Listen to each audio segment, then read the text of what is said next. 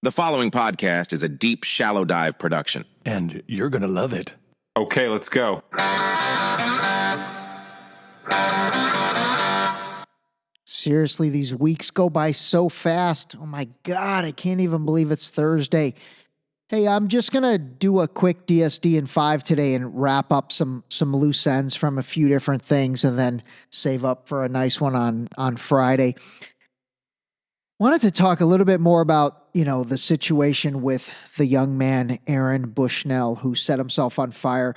Had a lot of discussions with actually a bunch of people yesterday and a lot through text and then a few really intense phone calls, actually. God, I had some interesting takes on this thing, and I thought I would share them because they were kind of extreme from the two different sides, and it's honestly really both were the opposite of how I feel about it. So it was interesting. And what I mean is, so first of all, I have a friend who obviously is incredibly sympathetic to the Palestinian cause, and his sympathy goes back 75 years. It goes back to, even further, to the Balfour Declaration, which we've done that episode. I've got another episode coming that's going to talk about the 1967 Arab War. We talked about President Harry S. Truman and what he said in 1948. So, he's ironically, he's not Palestinian or Muslim. He's actually a white dude. But he just, I don't know. It's just a very, very near and dear issue to him. And, he kind of was like, why don't you think that was good? And I was like, dude, he set himself on fire. Like, I'm all for supporting the cause, and I really am, but that's not how you do it, and all of the posts I see, rest in power, Brother Aaron, all that. I mean, that's easier said than done. Like, what if that was your brother who did that? What if that was your son who did that? What if that was your friend, even your friend? Like, if that was your friend who did that, you're not going to be like, hey, great job, brother. Yeah, you really showed them, So like the discussion we had, I was like, listen, I'm not saying anything about standing up for what you believe in. I absolutely respect that. But I didn't think that was the way to do it. He could have, he probably could have made a much larger impact had he done it a different way. Maybe convert to Islam in front of the Israeli embassy or do something, but, to set yourself on fire and to do that way, the sad part is we're going to forget about this in a week because something bigger is going to happen, or something, if even not bigger, another thing is going to happen. And so, this poor kid who took his life for something, he's going to be forgotten probably by next week. And that's why, I'm not coming out and, I don't think he should be turned into a martyr for this. Okay, by the same token, I had another friend and he's Jewish and he's like, this was anti-Semitic. And I was like, dude, what was anti-Semitic about it? Like, you can't just slap that term on everything that, goes against what you think is right. So, I will say I was very proud of him. By the end of the discussion, he's like, yeah, you're right. I can't really call that anti-Semitic. I'm like, yeah, dude, he like set himself on fire. Anyway, that conversation actually ended well. We kind of had a good laugh over it. And, it just brought to the forefront again that you just have to rise above the whole thing and call a spade with this, with everything that's happening. You have to just apply common sense and see what makes sense and see what doesn't make sense.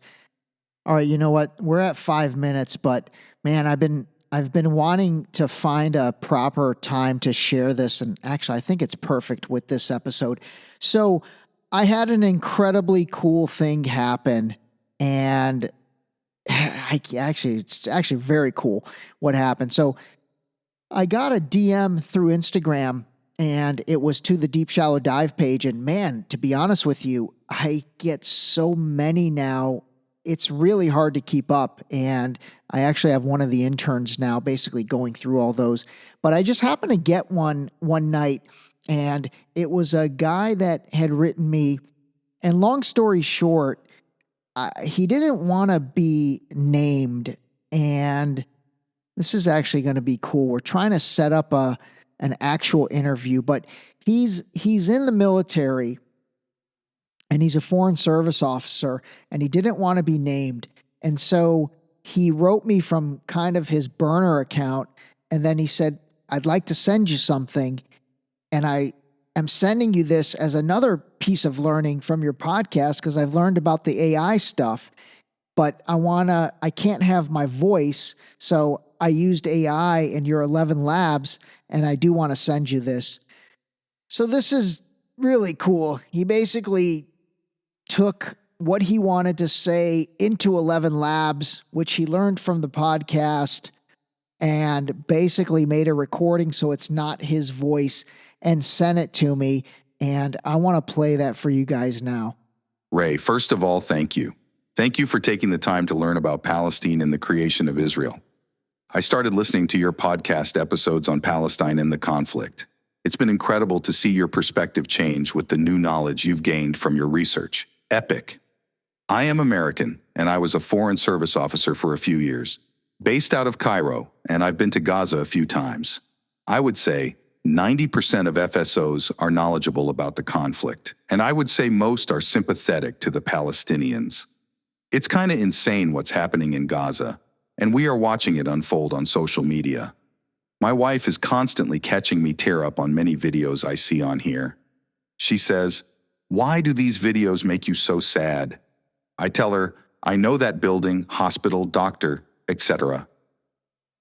As an American who has been to Gaza a few times, Americans would be aghast at what Gazans have been through. Wait till you learn about the calorie restrictions Israel put on Gazans during the blockade, or how Hamas was democratically elected, and the CIA and MI6 and Mossad tried to overthrow Hamas via Mohammed Dahlan in a coup, and Hamas caught wind of it and preemptively orchestrated a coup prior. This conflict has been the greatest package of propaganda BS, specifically targeting Americans and wacky Christian evangelicals. Americans have bought the false narrative hook, line, and sinker. Anyhow, thank you for taking the time to learn. After returning from the Middle East, I have tried to educate Americans, but people just wouldn't believe me. It is very frustrating. Anyway, awesome work, Ray. I meant it, and I love fact-checking your podcasts. I am joking. Thanks again, man. That's pretty wild, man. That's pretty wild. First of all, I mean, I really appreciated the content of what he wrote. And so we are going to, he said he would do an interview because, man, he's got a lot of I mean, that's real world knowledge. You know what I mean? Like, I believe people that have been there, and I believe people that have an intimate knowledge of that place versus, any of us that haven't, including myself, by the way. Again, I've never been there. I don't really understand what's going on there. I've tried to piece it together as well as I can based off of all the, data and analysis. But, someone like him, he really, he had boots on the ground. And so we are going to try and do an interview. I'm trying to get some software to change his voice, actually. Like to synthesize his voice. I mean, obviously not going to reveal any info about him, but anyway, I thought that would be interesting to hear the fact that he leveraged 11 labs to do it. I thought that was actually really cool. And, I really appreciated the time he took to do that. So anyway, that'll be it for today. Man, I guess this is a DSD in 10 because we're coming up on 10 minutes. But anyway, everybody, seriously, just focus on humanity and empathy and just being a good person and really calling a spade a spade. I almost feel weird saying that because I don't want that term to become trivialized, and I probably am trivializing it by as much as I say it when I end certain episodes saying it in a funny way, but I don't mean it in a funny way. I really don't. I mean it in a very authentic way of, calling a spade and really just being truthful with each other, because I do think that, when that authenticity comes through, it enables just a relationship based on integrity, and something that, quite frankly, is more fulfilling. All right, that's it. Call a spade a spade. I'm going to say it in a serious tone, and please keep all the comments and reaching out coming. I really enjoy them. Honestly, that stuff gives me energy. All right, everybody, catch up with you soon. The ending was terrific.